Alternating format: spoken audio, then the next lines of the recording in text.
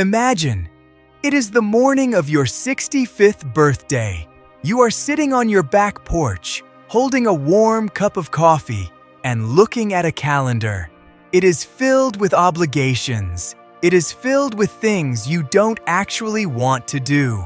You have finally reached the so-called golden years, but instead of feeling free, you feel heavy. You feel tired. I was that person. I spent decades carrying around habits and mindsets and even people that were simply draining my battery. I truly believed that at 65. The best parts of my life were in the rearview mirror. But I was so wrong. If I could go back in time, I would grab a pair of scissors. I would ruthlessly cut out 5 specific things that were stealing my joy and my energy. Today, I am sharing those 5 things with you because your life is not winding down. It is finally opening up. Let's talk about what you need to leave behind so you can finally, truly, start living. 1. The obligation social calendar. I want you to take a moment and think about your upcoming week. Look at your calendar, or maybe just that mental list of things you feel like you have to do. How many of those entries actually make you smile? And how many of them make your stomach do a little nervous knot? By the time I hit 65, I realized I was living on social autopilot. I was still doing things because I had always done them. I was attending those long, dry committee meetings for the local neighborhood association, even though I hadn't cared about the new sidewalk regulations in years. I was still hosting the big Sunday potluck for distant relatives, people who spent the whole time complaining about their lawn service while I spent the whole time washing dishes. I was exhausted, truly, deeply exhausted. For the longest time, I told myself that this was just what a good person does. I feared being perceived as unkind.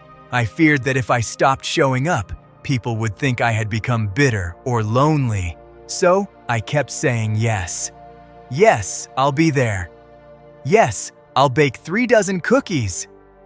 Yes, let's grab coffee and talk about your problems for 2 hours. But here is the ruthless truth I learned far too late. At 65, your time is not just time. Your time is your life. It is your most precious currency. And every time you give it to something that drains you, you are spending a piece of yourself that you will never, ever get back. Science tells us that chronic social stress is incredibly hard on the body as we age. It's not just a bad mood, it actually affects your blood pressure. It weighs on your heart. It fogs up your brain.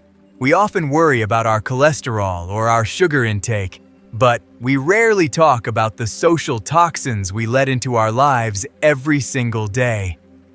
I remember one Tuesday afternoon, I was sitting at a coffee shop with an old acquaintance.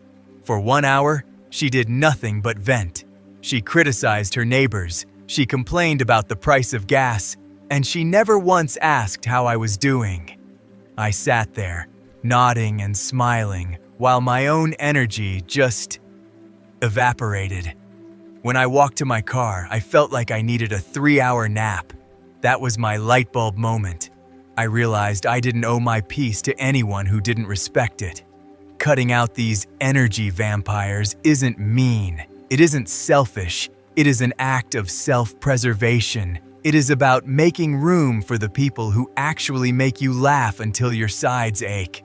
So, how do we actually do this? How do we cut the cord without burning every bridge in town? Sit down with a piece of paper. Look at your weekly engagements. Ask yourself a very simple question for each one. Does this person or this meeting leave me feeling inspired, or do they leave me feeling tired? If the answer is tired every single time, then it is time to mark that entry for removal. You don't need a massive reason. Being tired is reason enough. This was the hardest part for me. I had to practice it in the mirror. You don't need a lean-winded excuse. You don't need to lie and say you're sick. You can simply say, I am focusing my energy on a few personal projects right now, so I won't be able to join. But thank you so much for thinking of me. It is polite, it is firm, and most importantly, it is honest. You are prioritizing your life. Once you clear away the clutter of obligations, you will find you have so much more room. Use that room wisely. Actively schedule time with the people who challenge you. Seek out the friends who support your dreams, no matter how old you are. Invest in the connections that make you feel seen, heard, and valued. When I finally stopped saying yes out of guilt, something amazing happened. I didn't become lonely. In fact, I became more connected than ever. I had the energy to be a better grandmother. I had the energy to volunteer for things I actually cared about. I wasn't just surviving my social life anymore. I was finally enjoying it. Don't wait until you're exhausted to start cutting. Start today. Your peace is worth it. 2. The too late for that narrative.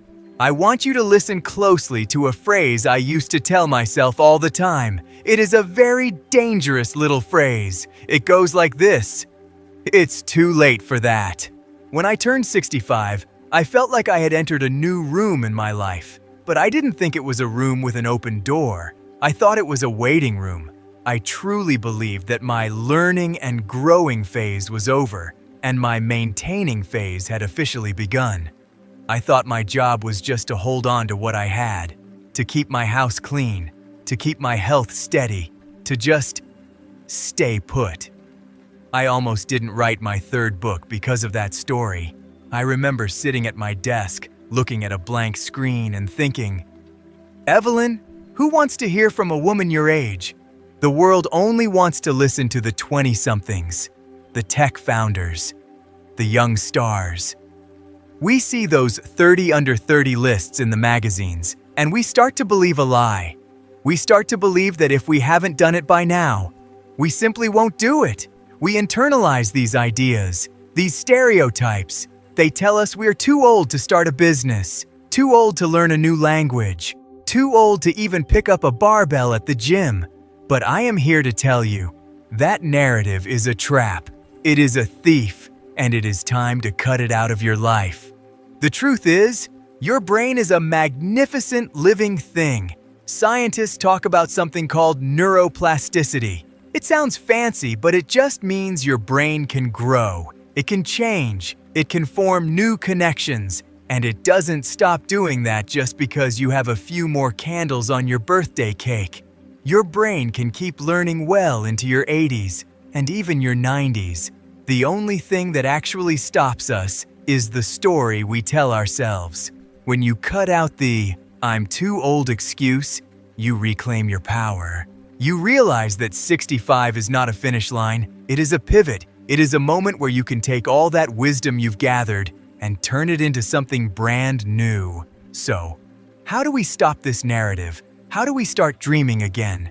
Think about that one thing. You know the one. It's that dream that has been following you around for decades. Maybe you wanted to learn to paint with watercolors. Maybe you wanted to start a small online shop for your wood carvings. Maybe you just wanted to learn how to play the piano.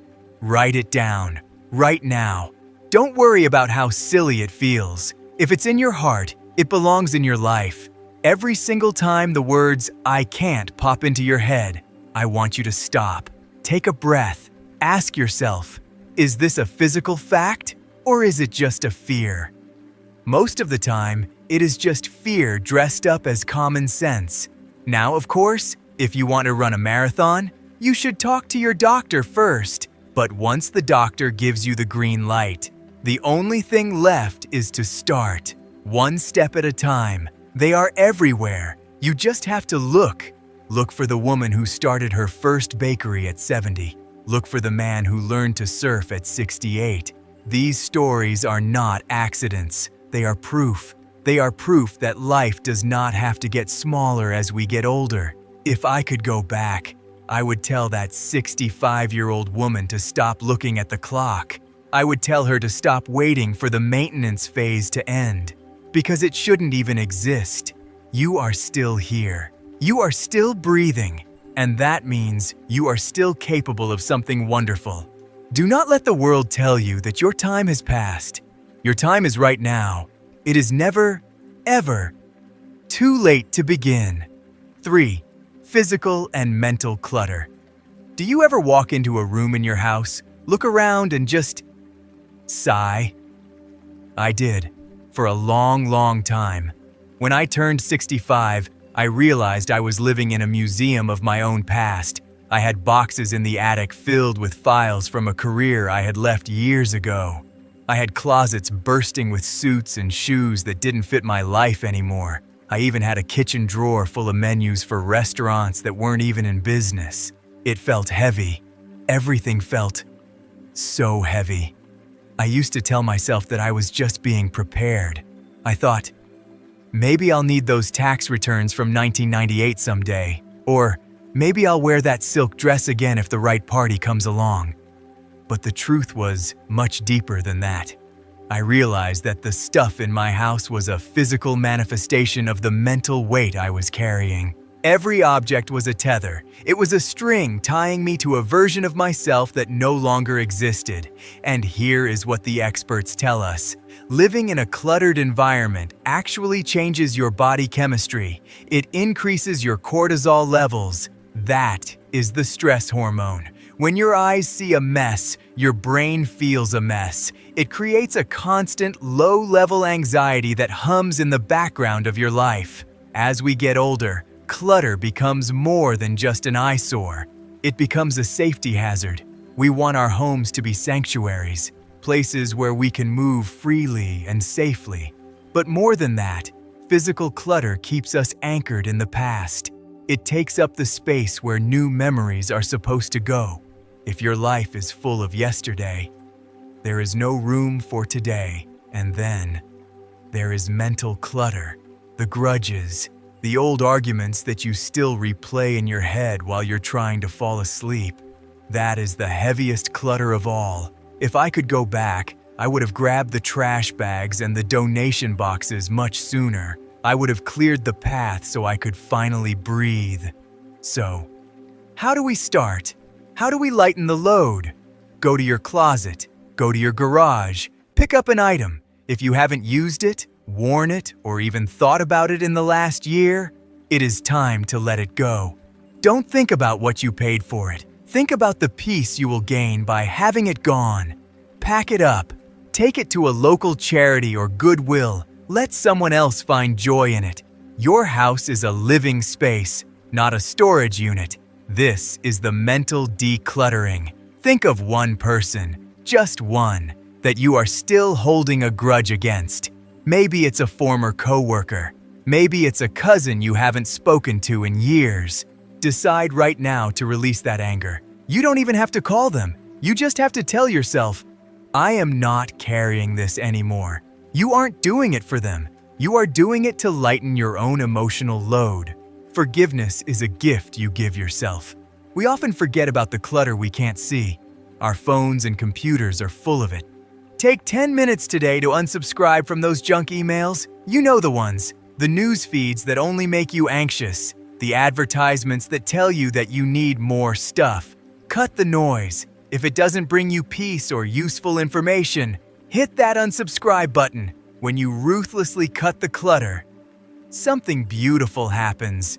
You start to notice the sunlight coming through the windows. You start to feel more light in your own skin.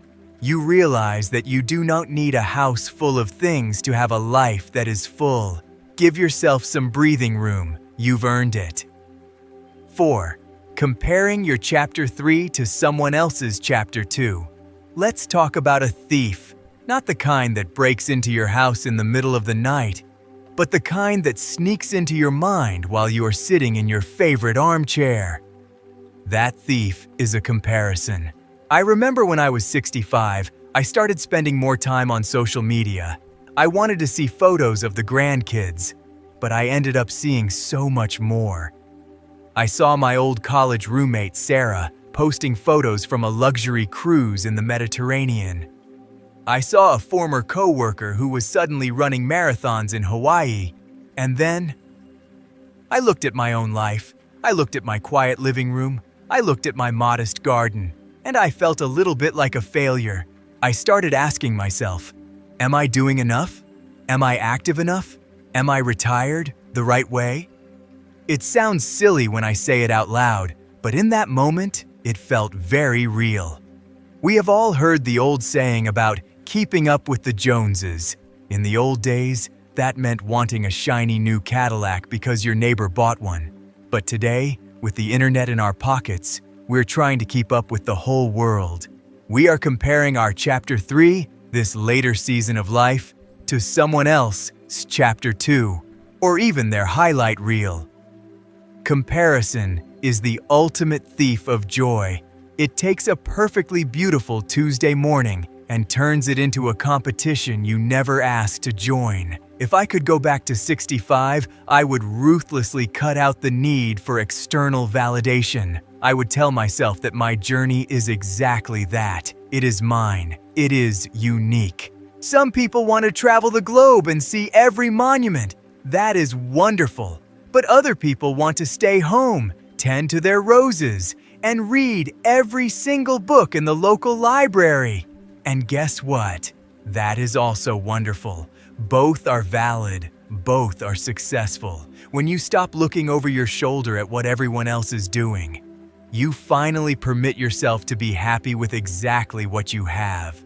You start to realize that you do not need a passport or a marathon medal to have a life that matters. So, how do we stop the comparison trap? Social media can be a blessing, but it can also be a burden. If seeing a certain person's vacation photos makes you feel less than, or if it makes you feel like your life is small, it is okay to hit the mute button. You aren't being mean. You are protecting your peace. You don't have to follow every person you've ever met. If their posts don't bring you inspiration or a genuine smile, you don't need to see them. Every morning, before you even get out of bed, I want you to think of 3 things. 3 things that you are uniquely grateful for in your life. Not Sarah's life, not the neighbor's life, your life. It could be the way the light hits your kitchen table. It could be the smell of your morning coffee. It could be the phone call you had with your son yesterday. Focus on your own blessings, and the neighbor's Cadillac won't seem nearly as important. I want you to write a personal mission statement for this stage of your life. Ask yourself, what does a good day look like to me? For me, a good day is a long walk, a good conversation, and a healthy dinner. That is my success. It doesn't involve a cruise ship or a fancy gala. Once you know what makes you happy, the opinions of the world just start to fade away. You are in the 3rd chapter of a magnificent book. It is a chapter filled with wisdom and grace and freedom. Don't waste it by wishing you were writing someone else's story. Your story is beautiful. Start living it. 5. The maintenance-only health mindset. I want to talk to you about a trap. It is a very comfortable trap, and I fell right into it the day I turned 65. I call it the maintenance mindset. At 65, I started thinking that my health was just about not getting sick. I was playing defense. I was taking my vitamins. I was going to my annual Medicare checkups. I was taking the small blue pill the doctor prescribed. I thought that as long as nothing was broken, I was doing just fine. But I was wrong. Truly, I was missing the bigger picture. I was maintaining, but I wasn't thriving. I was like a car that sits in a garage all day. The engine still turns over. The paint is clean, but it isn't going anywhere. It isn't experiencing the road. I realized that I had accepted a very dark lie. I had accepted the idea that physical decline is just a mandatory, passive slide. I thought that getting weaker and slower was just part of the contract of getting older. If I could go back, I would ruthlessly cut out that mindset. I would tell my 65-year-old self that her body is not a machine that is simply wearing out. Her body is a living, breathing, adaptive system. It responds to what you give it. If you give it nothing but a recliner and a TV remote, It will respond by getting stiff, but if you give it movement, if you give it challenge, it will respond with strength. Ruthless cutting in this area means something very specific. It means eliminating the sedentary habits. It means cutting out the "I'll do it tomorrow" attitude toward a walk in the park. We have to stop playing defense. We have to start playing offense because small, consistent investments in your strength and your nutrition right now will pay massive dividends when you are 75 and 85. So, how do we shift from maintenance to vitality? Most of us hear that word and we think of sweat and pain and boring gyms. Let's cut that word out. Let's call it functional freedom instead. You aren't moving just to move. You are moving so you can keep playing on the floor with your grandkids. You are moving so you can carry your own groceries. You are moving so you can travel and walk those cobblestone streets in Europe without getting tired. Move for your freedom. Go talk to your doctor, or even better, find a trainer who understands older bodies. Ask them about a strength-building routine. I'm not talking about becoming a bodybuilder. I'm talking about maintaining your muscles. Muscle mass is the currency of aging. It is what keeps your metabolism running. It is what protects your bones. It is the best insurance policy you can ever buy for your future self. We often look for the newest superfood or the most expensive supplement, but we ignore the two most important things: sleep and hydration. Are you drinking enough water? Most of us aren't. Are you giving your brain 7 or 8 hours to rest and repair? These are the simplest, yet most ignored parts of staying sharp and staying strong. When I finally cut out the maintenance-only mindset, everything changed. I stopped feeling like a victim of my age. I started feeling like the captain of my ship again. I started lifting small weights. I started walking a little further each day, and I felt more energy at 70 than I did at 60. Don't just wait for the next doctor's appointment. Don't just maintain. You have so much life left to live. Choose to live it with vitality. Choose to thrive. Ruthlessly cutting these 5 things out of your life is not about loss. It is about gain. It is about finally gaining the freedom, the peace, and the energy that you truly deserve. You have spent decades taking care of everyone else. You have worked hard. You have given so much to your family, your career, and your community. Now, it is your turn. Take a look at your life today. What is the one thing you can let go of right now? Is it an old grudge? Is it a crowded closet? Or maybe it is just the habit of saying yes when your heart wants to say no. Whatever it is, permit yourself to release it. If this message touched your heart, please hit the like button. It helps our community grow. And don't forget to subscribe so we can continue this journey of aging with purpose together. Your best years are not behind you. They are right in front of you. Thank you for spending this time with me. Wisely yours, Coach Evelyn Sterling.